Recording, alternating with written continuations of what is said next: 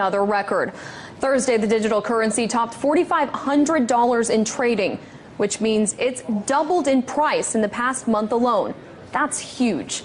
And since the concept of cryptocurrency is still so new, many people see growth like this and want to compare it to a fiat currency, wondering when the bubble might burst.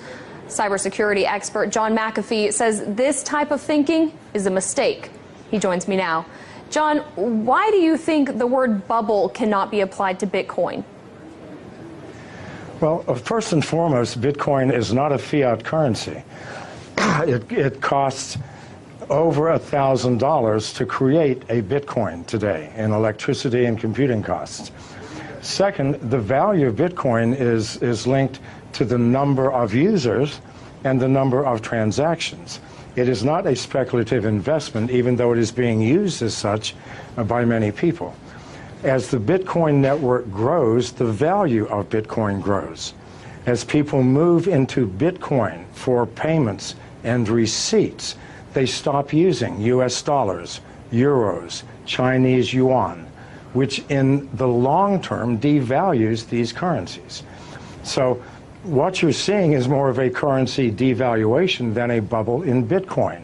As more people use it, it has more intrinsic value. And again, the cost of producing a Bitcoin increases with the value of the Bitcoin. So this is not something that we're pulling out of thin air. This is something that's created with massive amounts of electricity and computing power.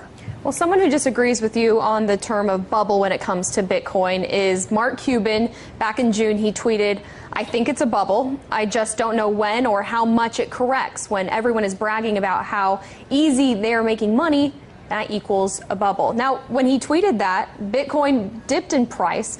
How can one person's random Twitter thread have that effect on the price? And what does it say about Bitcoin's stability?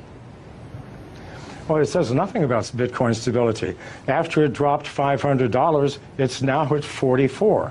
So these temporary fluctuations are meaningless, created by speculators, people who do not understand the fundamental technology of the blockchain.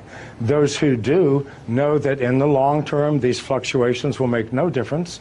The more people who use Bitcoin, the more valuable it will become. This is the only metric we can use. Now, Bitcoin and blockchain go hand in hand, but blockchain's ability to track financial transactions in a way that is incorruptible, it gives it infinite amount of uses outside of the original purpose of using it for Bitcoin. Do you see blockchains overtaking certain aspects of the financial system as we know it now? It will take over all aspects. People think that Bitcoin or the blockchain is owned by someone, by a company or by a consortium. No, this is strictly a mathematical formula that nobody owns, that we are all participating in. And we use the blockchain for everything from fixing supply chain problems in corporations to verifying the authenticity of the sender and receiver in a financial transaction. It is the most powerful technology that the world has seen, I believe, since the invention of agriculture. Now, John, we've showed our viewers Bitcoin's rise just in the past month, and we can show it to them again if it's up there. But on July 17th, 1 month ago, you tweeted that Bitcoin's low of 1,800 yesterday simply could not be maintained. In the long term, Bitcoin moves above 500,000 within 3 years. Bet, you ask? So I ask you, John, do you stand by your statement? Well, keep in mind, as Bitcoin grows and grows in value, other currencies, national currencies, are going to decline. So the advantage to using Bitcoin, the advantages are huge. If I do a wire transfer, it'll take me 24 hours. If I do a Bitcoin transfer, it takes me 30 seconds. It is instantaneous. I know people who do not use any other currency now other than Bitcoin. They buy their houses, their cars, everything using Bitcoin by connecting to other users who sell the things that they need. As more and more people use this, what will happen to national currencies? They will obviously devalue. They have to.